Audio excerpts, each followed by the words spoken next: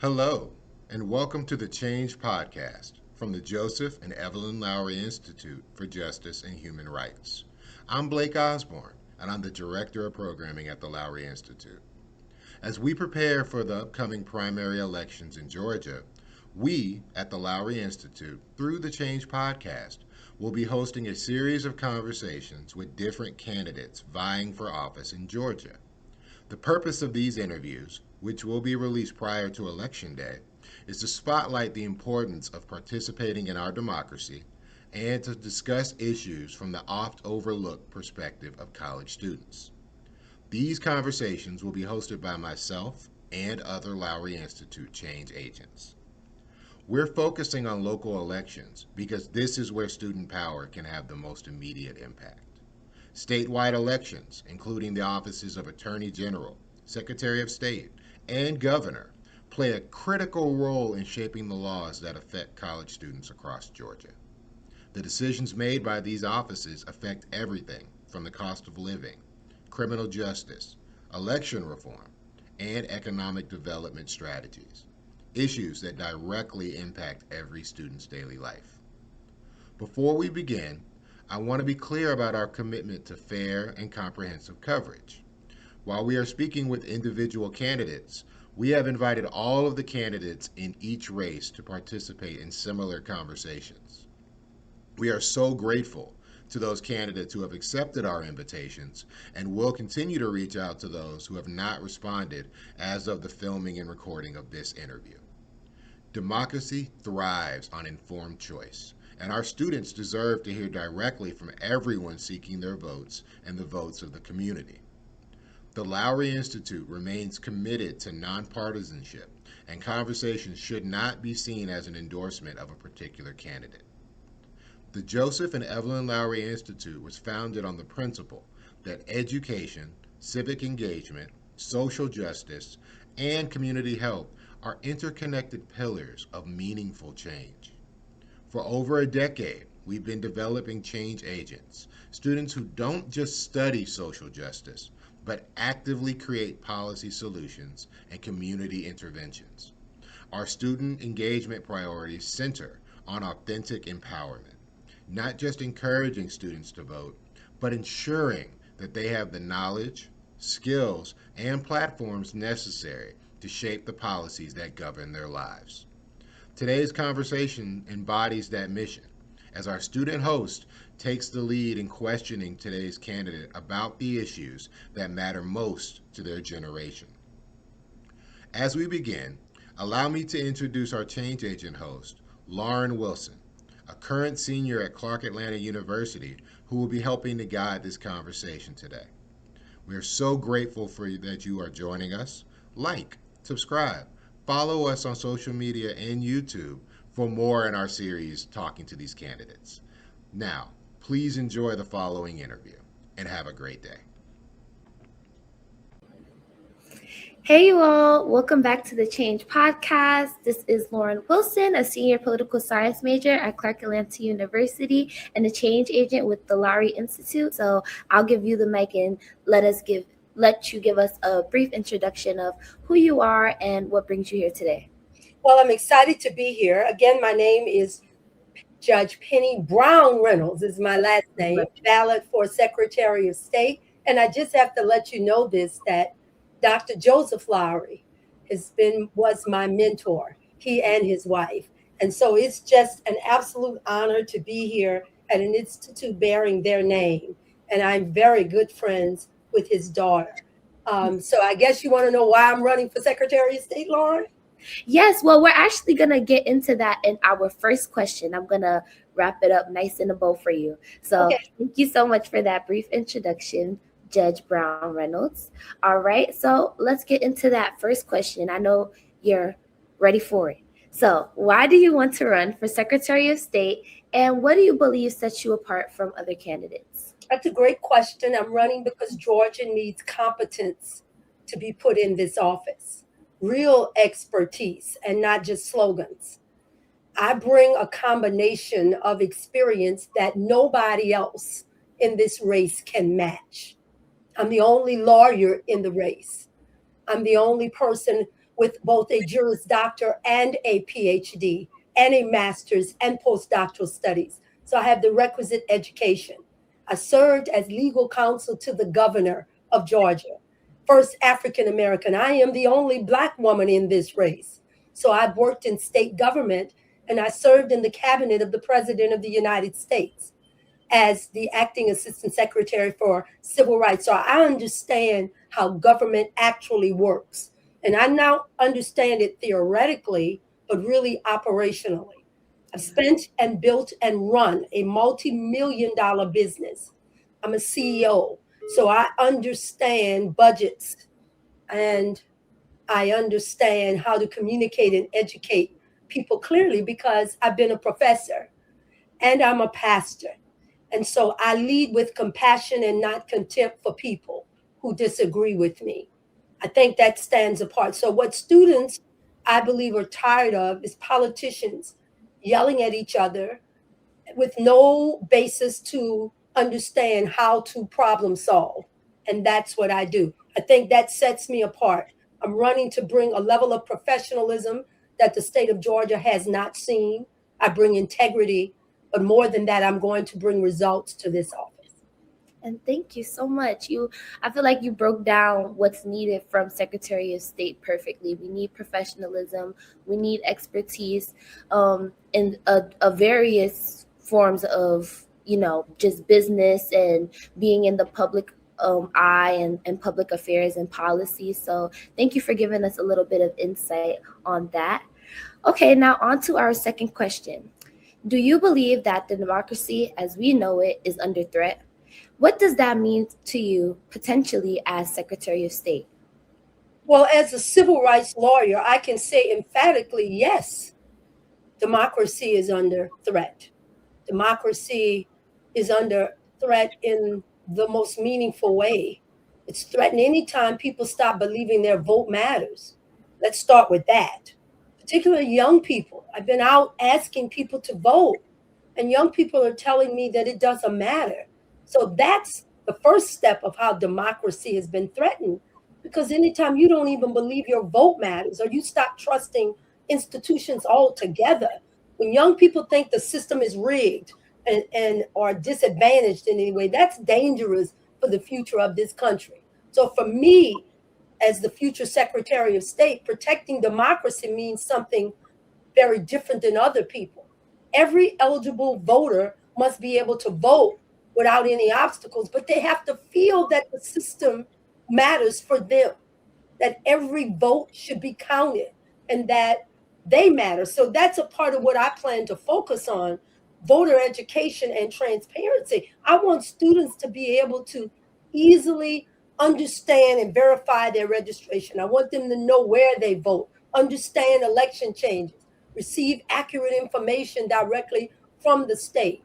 And I think democracy is strengthened when the leaders tell the truth and there's too much lying that's being told. And one thing I know about young people, you all cut through all of that. And so I believe in a truth. I'm a truth teller. I believe leaders are required to tell the truth, even when it's politically inconvenient. Yeah, absolutely. I think a lot of people in the political science space, especially those that belong to minority communities, we know that there is a long legacy of voter disenfranchisement and voter suppression. And this isn't new. There is nothing new under the sun, as my grandmother once said. So a lot of the tactics that we are seeing now in the different levels of government are, the old tricks, just some new dogs. So yeah. You're a wise young lady now. You talking beyond your years.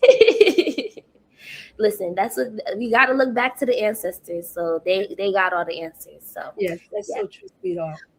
But on to our next question. So recently, the Supreme Court has announced a major decision that is impacting elections. Many states have already announced plans to redraw their districts. What are your thoughts about this issue? And what do you think its impact will be on Georgians? It's an abomination what the Supreme Court did. It's one of the most racist things that they could have ever done. But I'm not surprised. Let's go back to the Dred Scott decision. Let's go back to Plessy versus Ferguson when they declared separate but equal, but we knew it would never be equal if as long as it was separate. They waited 70 years to get to Brown versus Board of Education of Topeka, Kansas, when they could have made life better for Black people. They chose not to do it. And so I'm not surprised, but it's the blatantly of it and the hypocrisy that comes along with it. So anytime you have district lines that are redrawn, it usually disenfranchises young people and for us Black people. So representation matters, and people deserve districts that reflect their communities, not some political gamesmanship. And you look to the courts not for that. I've dedicated my whole life to justice. And again, I'm not surprised. I've been a lawyer for over 35 years. But what concerns many people are whether or not their voices are going to be heard. And they should get to choose the elected official, not the elected official choosing their voters. And that's basically what they're trying to do. So as the Secretary of State, I don't draw the district maps, but I do have a responsibility to ensure that the elections are administered fairly and professionally, no matter what those districts might look like. And so what I'm hoping is I will use my bully pulpit as a constitutional officer and as the chief elections officer to speak out. And who better to speak out than the only person in the race who took an oath to the Constitution to serve as a judge. And it's just not right what they have done. And it is as racist as it gets. Absolutely. I think that you hit on a lot of points there, but one I want to emphasize is that, you as a judge have to take an oath to the Constitution. And I think that we as constituents have to trust our elected leaders to hold themselves to the Constitution and what it says and the protections that we have. And it's ever more important to get out and vote so that we can protect the sanctity of our Constitution and the sovereignty of our state. So thank you for touching on that. And thank you for saying that about getting out and voting. They win. They can make it difficult for us to vote, which is what the decision is about. Mm-hmm. Because they're scared, because they know that when we vote, things change. Mm-hmm. Voting Rights Act of 1965, so many people sacrificed for that. But to just surrender and not vote and give them your power is giving away your freedom. So thank you for that comment. Absolutely, absolutely. All right, so many college students have stated that employment, the economy, and the protection of our civil and human rights are important issues. How would you address these concerns during your time in office? Yeah, I think it's a really valid question, comment. We have to first stop treating young voters like they're an inconvenience. That's the big thing for me. College students move a lot, and they have demanding schedules, and they often voting for the first time. So the system should work with them instead of against them. And I do understand it. And so for me, I'd like to expand voter education partnerships directly on college campuses. I think we need to take the information to the students, and we need to earn their trust again. Because when they were giving us their vote, nothing happened for them.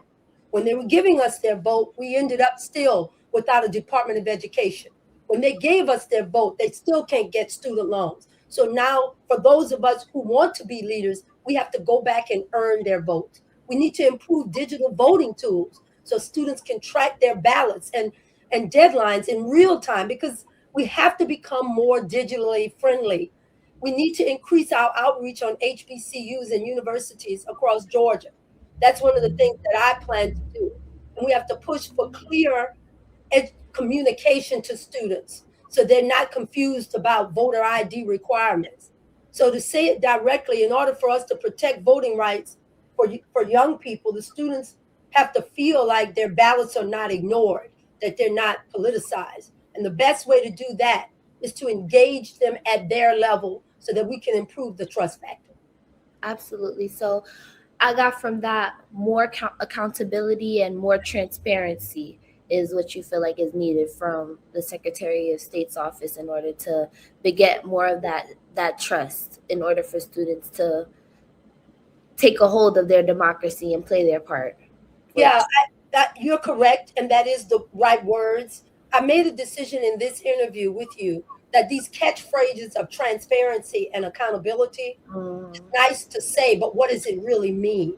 And mhm, because I'm a person of action, I want to be very, very clear in how I communicate myself because I don't use political talking points. I'm not like every other elected official. I'm a person that just says, no, I'm going to engage with you. So when we engage with you, that's transparency. I'm going to be accountable to you. That means we're going to come to where you are.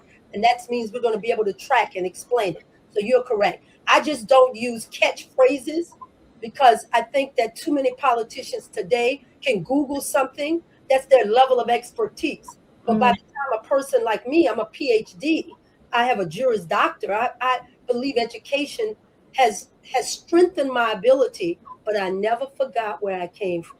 mhm. And in not being Absolutely. able to forget where you've come from, that means you have to be able to articulate to people on every level. So thank you for that. Awesome. Yes, absolutely. It's the judging you. You got to make sure it's clear. It's laid out for sure. It's no confusion. There you go. I have to do that. That's a part of the job, and really even professors.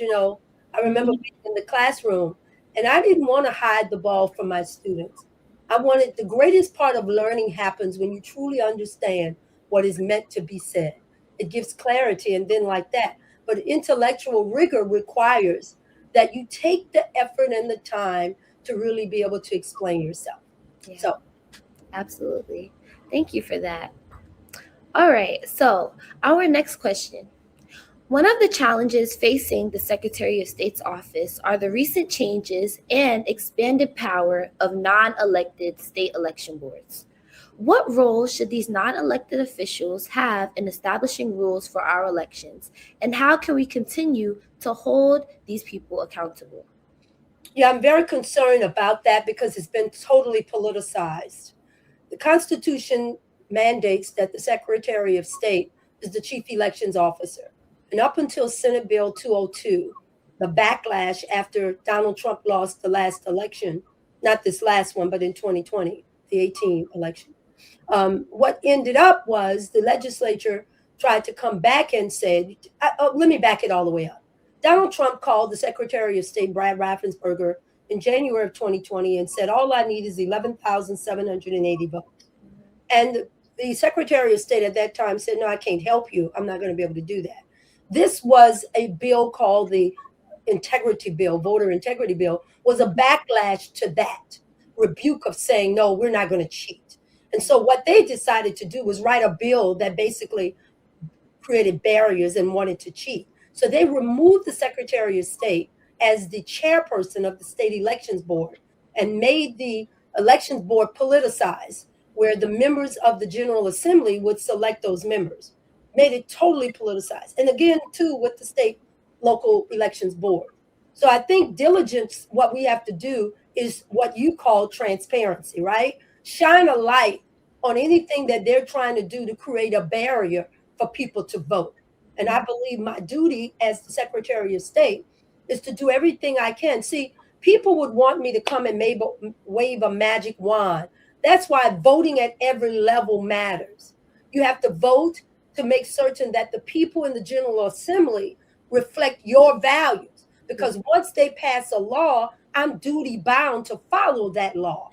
Now, I can mitigate it by meaning doing all of those things policy wise that I can to make certain that barriers are removed. But nevertheless, I have to follow the law. I can call it out. I can use communication tools to be able to shine a light on anything that is not the truth and anything that is created to hinder people from voting. And so I think at this point, that is the best that I would be able to do in light of everything that's going. That's why it's important for people to vote. Yeah, absolutely. And in that same vein, we've seen news in the last few months about Fulton County ballots being seized. Yes. And that's another issue that many college students feel strongly about is protecting their vote. So, how do you plan on protecting specifically college students' rights to vote? And how do you propose we keep them engaged in the process amidst so much distrust and confusion? Well, I know that one of the biggest things that has to happen is to make certain that college students have accessibility to vote and they want it accountable. What happened in Fulton County was a political dog and pony show. We know that the FBI should not have gone in and seized ballots. There were many alternatives to what they could have done. They could have gone to a court of law, and the court could have created and appointed a special master. And the special master could have gone in and reviewed those. But that's not the point. The whole point is they want to poison the well. Remember what I said about misinformation. Misinformation is the most deadliest thing right now to democracy. And so, what I plan to do is set that example again as a lawyer using the law the way they're using the law. And because I am the only lawyer that's running on the Republican or Democratic side, I come in with a toolbox that nobody else has.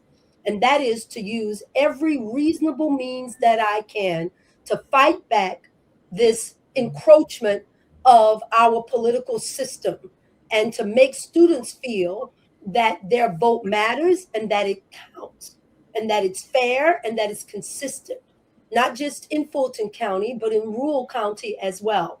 And it will be done for Democrats and Republicans as well.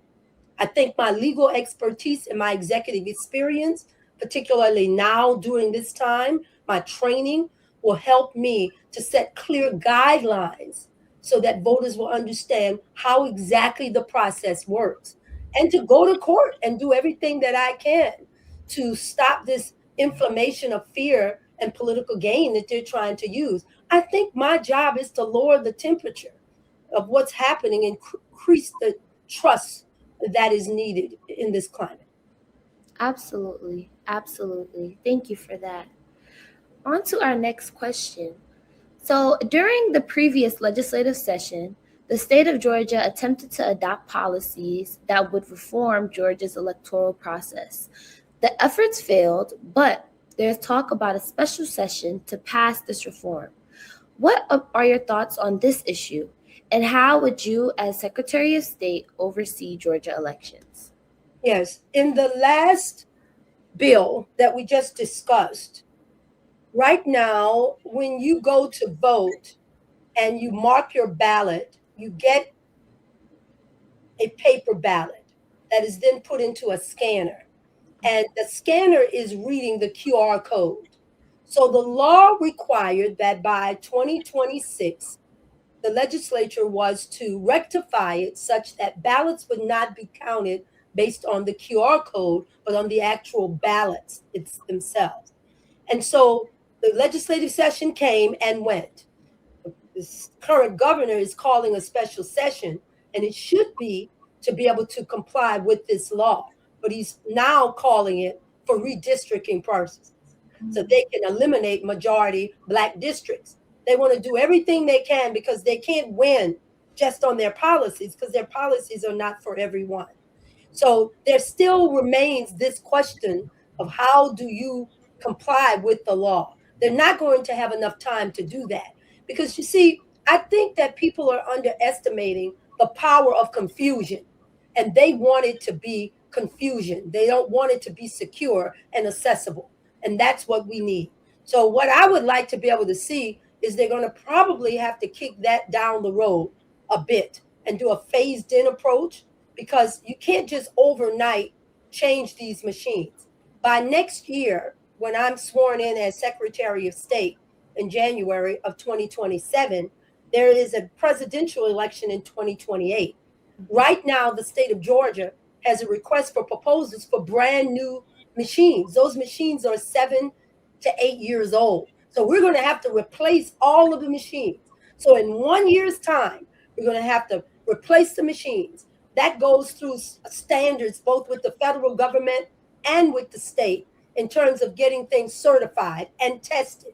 I've gone through this with the federal government when you're implementing brand new systems. We have to strengthen our cybersecurity protections. We have to improve our training of election workers. We have to increase the transparency for reporting. We have to modernize and update this entire system. And we have to do all of this while aggressively trying to combat misinformation.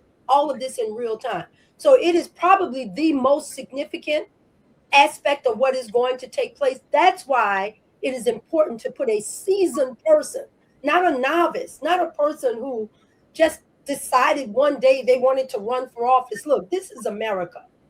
And all you have to be is 18 years old and be a resident and a non-felon, and you run for office, right? Well, we know that the non-felon part doesn't work because we understand who's the president. But in the end, there are some criterias, but none of the criteria is the fact that you have to have a certain competency level. And so, can you imagine everything that I have just described with someone who has never run a state agency, no one who's ever managed a multi-million-dollar budget, no one who's ever created a strategic plan? I've done all of those things. And that's what's going to be needed in order to have a secure, accessible, and reliable elections in the future.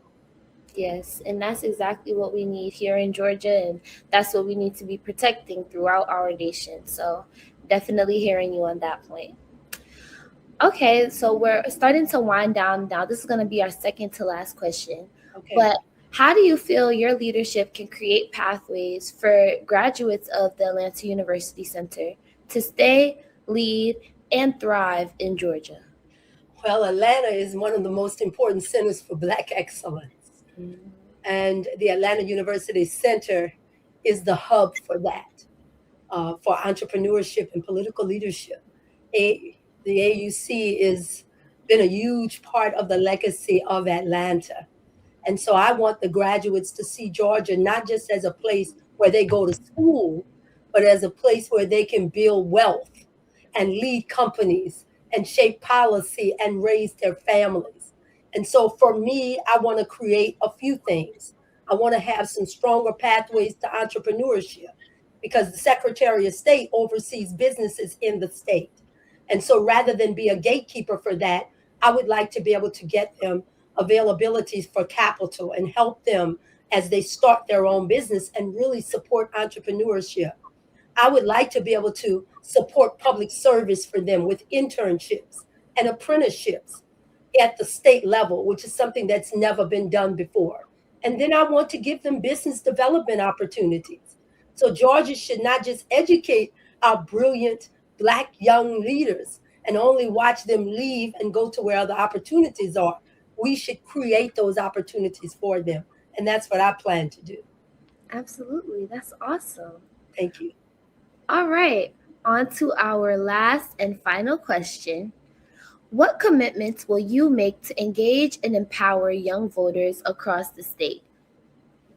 Well, I commit to be my truest self.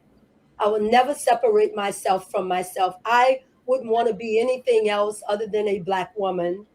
And to be the only Black woman in this race is probably one of the most proudest things I've ever had to endure. I commit to staying visible. I believe that when people run for office, we have accountability. I will be accessible and accountable, not just during campaign season. I want an ongoing engagement with students through campus visits. I kicked off my campaign on the college campus of Spelman College with a Believers Fellows program because I know how valuable the voices of young people are. So I want to continue that engagement with students with their visiting. I want listening sessions and digital town halls. That's why I did this today. As I shared before, I want internships and partnerships with student organizations. And I want to say clearly to you all that I want you to understand what leadership looks like. Some of the most important movements in this country were led by students. I mean, things changed. Dr. King and John Lewis and all of them were young people. And I want to ignite that with you all again. I don't just want you to vote. I want to know you and I want to help shape your future. And that's what I plan to do as the first African American in Georgia's history to be elected Georgia Secretary of State. Yes, absolutely. Thank you so much for that. And that's so amazing. We're still breaking down the barriers being the first in 2026. Unbelievable.